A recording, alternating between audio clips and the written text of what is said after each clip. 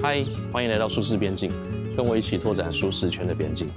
今天要来分享2个我意外发现可以大幅减少晚上睡觉的时候打呼的时间的方式。长期以来我一直有打呼的这个状况，甚至慢慢开始出现一些轻微的呼吸中止，所以这样不只会让自己睡得不好，隔天的工作比较没有精神，也会当然影响枕边的人。所以我就一直在寻找一些方式。那我不知道有没有人跟我一样，我打呼的原因不是因为鼻中隔，而是因为喉咙的一些结构的关系。也就是说，我的打呼的情况不是可以靠手术来改善的。那当然，我也做了一些功课，比如说可以有那种机具做正压的呼吸器等等。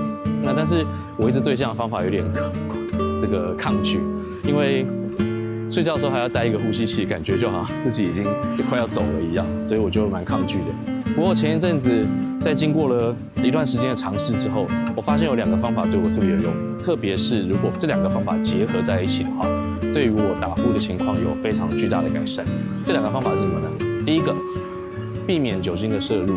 我发现只要是体内没有任何酒精的话，我1个晚上打呼的时间可以减少30分钟到最多75分钟左右。那第2个方法是什么？就是早睡。只要在9点到最晚10点半以前睡吧，对我来说是越早睡效果越明显。只要在9点到10点半之间睡的话，打呼的时间又可以再减少30分钟到75分钟。2个结合在一起下来测试，我打呼的时间从原本的1个晚上最多可以到3个多小时，减少到平均大概是40到47分钟之间。